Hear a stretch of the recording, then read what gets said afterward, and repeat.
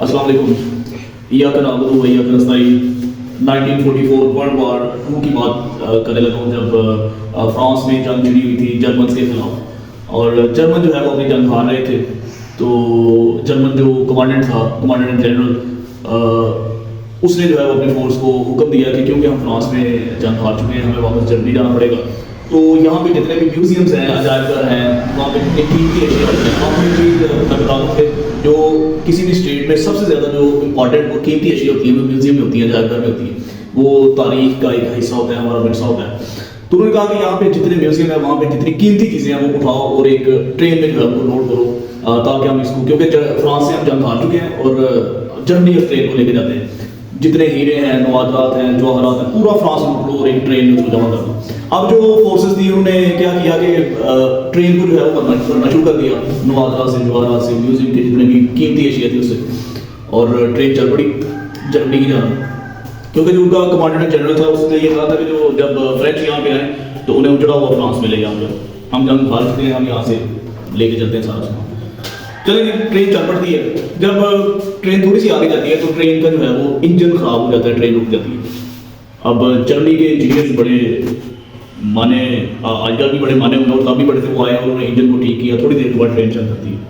कुछ देर और सफर करती है ट्रेन, तो ट्रेन का जो बॉयलर होता है इंजन का, आपको पता है पहले जो ट्रेन होती थी वो वहाँ पे चलने वाली होती थी, स्टीम पे चलती थी, वो फट जाता है बॉयलर। अब जर्मन के इंजीनियर जो है वो दोबारा आते हैं, बॉयलर की मरम्मत करते हैं, ट्रेन दोबारा चल पड़ती है। अब थोड़ी सी ट्रेन आगे चलती है तो ट्रेन के जो पहिए होते हैं वो जाम हो जाते हैं, वो समझ नहीं आती किसी को दोबारा, क्योंकि इंजीनियर ट्रेन में ही ज़्यादा सफर कर रहे होते थे, वो दोबारा आते हैं और जो मरम्मत होती है पहियों की वो करते हैं, ट्रेन दोबारा चल जाती है।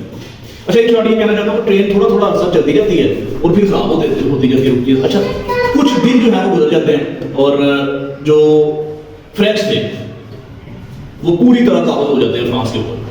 अब उनकी जो फोर्सेस हैं पूरी तरह काबू हो जाती है, तो जर्मनी वालों को वो ट्रेन छोड़नी पड़ती है रास्ते में, वो ट्रेन छोड़ के भाग जाते हैं। अब पीछे से जो फ्रांस का कमांडेंट जनरल था वो ट्रेन के ड्राइवर को आगाह करता है कि हम जंग जीत चुके हैं, या ट्रेन हम जर्मनी नहीं, वो फ्रांस वापस आएगी। यहाँ पे एक नुकता आपने समझना है, जर्मन बड़े होशियार थे, नाजी जो आर्मी थी बड़ी तेज तरार थी, वो ट्रेन की मरम्मत बार बार करते जा रहे थे, करते जा रहे थे, लेकिन किसी ने ट्रेन के ड्राइवर के ऊपर ध्यान नहीं दिया।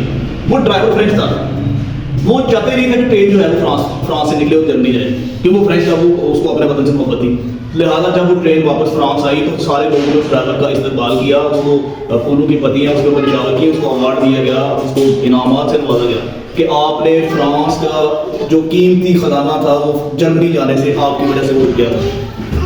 ठीक है, अब पाकिस्तान की बात करते हैं। अच्छा, मैं आपको एक और बात बता दूँ, इस वाक़े के ऊपर हॉलीवुड ने एक फिल्म भी बनाई थी, मूवी भी बनाई थी। उस मूवी का नाम अगर आपने देखनी हो तो द ट्रेन नाम है उसका, 1964 में ये मूवी बनी है, बर्न लैंकास्टर के नाम से, द ट्रेन उसका नाम है, और ये सारी स्टोरी है उसमें बताई हुई है। ये पाकिस्तान की अगर हम बात करें सिचुएशन की, तो ये भी ट्रेन की मानद है। यहाँ पे 1947 को ये ट्रेन चली थी पाकिस्तान की, आज तक चलती आ रही है। कभी इसकी इकोनॉमिकली इसका बॉयलर फट जाता है, कभी इसके पहिए जाम हो जाते हैं, इसकी इकोनॉमी के पहिए जाम हो जाते हैं, कभी कोई मसला आ जाता है, कभी हमारे इंजीनियर आते हैं और वो मसाइल हल करते हैं, ट्रेन थोड़ी सी फिर से इतना शुरू कर देती है, आगे चलना शुरू कर देती है, फिर आगे थोड़ी सी चलती है। तो ये 60 साल से ऐसा हो रहा है, तो हम अपने मंजिल मकसूद तक नहीं पहुँचे। उसकी वजह जो है,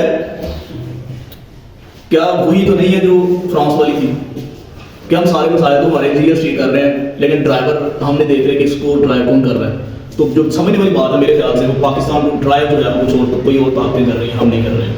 वो जब चाहते हैं इसको रोक देते हैं, जब चाहते हैं जो चला देते हैं। तो उस ड्राइवर को चेंज करना पड़ेगा जो पाकिस्तान को ड्राइव कर रहा है, मैकेनिकली भी और फिजिकली भी और स्पिरिचुअली भी, वर्चुअली भी, हर तरफ से अंदरूनी बैरूनी तौर पर वो पाकिस्तान को ड्राइव कर रहा है, इसकी इकॉनमी को ड्राइव कर रहा है, इसके अंदरूनी बैरूनी मामला को ड्राइव कर रहा है। तो इमरान खान, मेरा अपना तजिया है कि इमरान खान का यही सूरत है कि उस ड्राइवर को पहचान गया और वो चेंज करना चाह रहा था।